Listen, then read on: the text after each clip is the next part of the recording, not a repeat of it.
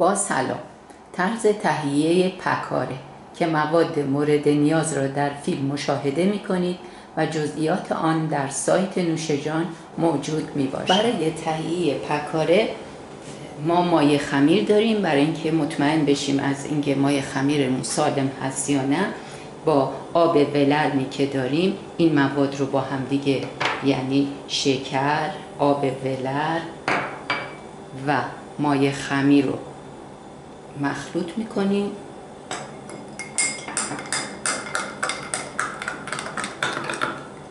یه همه کوچولو میزنیم، درش رو میبندیم و میذاریمش یه جای گرم تا فعال بشه. در فاصله‌ای که مایع خمیر رو گذاشتیم فعال بشه، جعفری یا گشنیزمون رو ریز خورد میکنیم،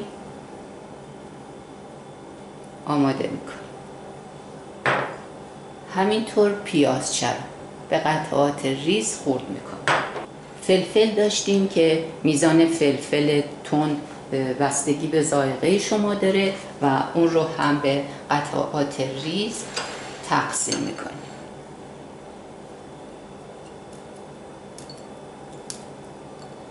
همینطور سیر رو هم رنده ریز میکنیم یا از این وسیله‌های سیر خورد کن یا له کن ردش میکنیم.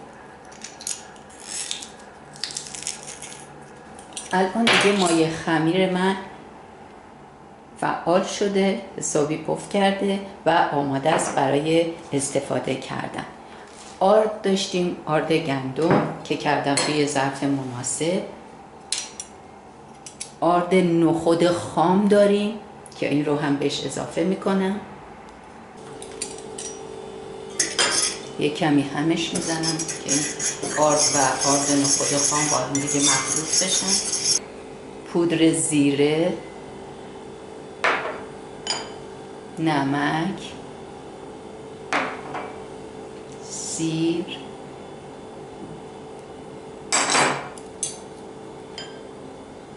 فلفل خرد شده، سبزی،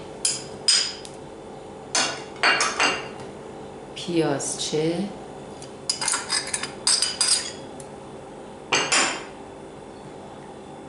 یه دونه تخم مرغ و همینطور مایع خمیر. اینا رو همه وارد ظرف مناسب میکنم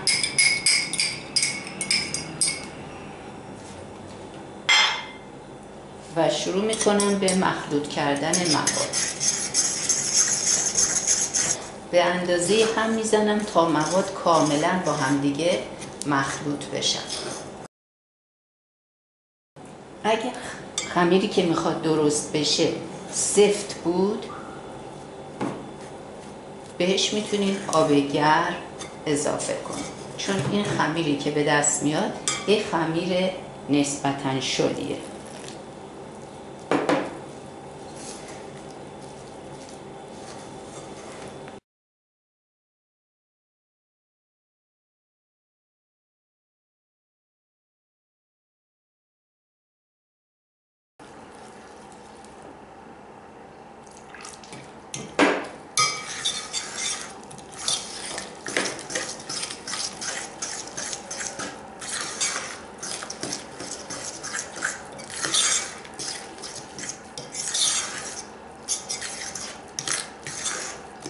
الان دیگه غلظت این خمیری که به دست اومده کافیه.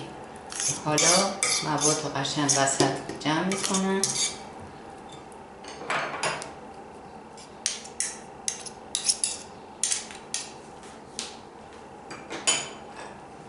در ظرف رو میبندم. توی محیط آشپزخونه اجازه میدم تا بین 45 دقیقه تا 1 ساعت که حجم خمیرمون اضافه بشه. دوست عزیزم، خمیر پکاره به اندازه کافی دیگه حجمش اضافه شده و آماده است برای اینکه سرخشون بکنم.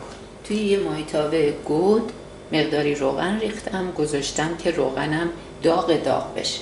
برای که مطمئن بشم روغن داغ شده یا نه، یه مقدار کوچیکی از موادم رو میندازم توی روغن. اگر بلافاصله آمد بالا یعنی اینکه دیگه روغن به اندازه کافی گرم شده. در غیر این صورت هنوز اجازه میدم که روغنم داغ شه. الان مال من اومد بالا موادم، پس دیگه روغنم داغ شده. میتونم از خمیر پکاره بریزم توی روغن و با قاشق از مواد میریزم توی این روغن. لازم نیستش که مواد رو پهن کنیم توی دستمون، از قاشق استفاده میکنم و شکلشون هم دیگه با هم دیگه فرق میکنه، هر کدومش به یه شکلی در میاد. با فاصله از همدیگه میذاریم توی روغن که به همدیگه هم نچسبن.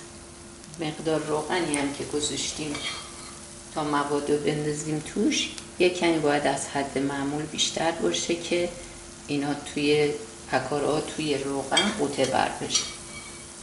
حرارت رو بعد از اینکه روغن گرم شد متوسطش میکنه. بعد از اینکه متوجه شدیم دیگه پکاره‌ها طلایی شدن و از اطراف این پکاره‌ها میشه متوجه شد که این دیگه طلایی شده، اینا رو برشون میگردیم توی روغن تا همه طرفای این پکاره‌ها خوب طلایی بشه.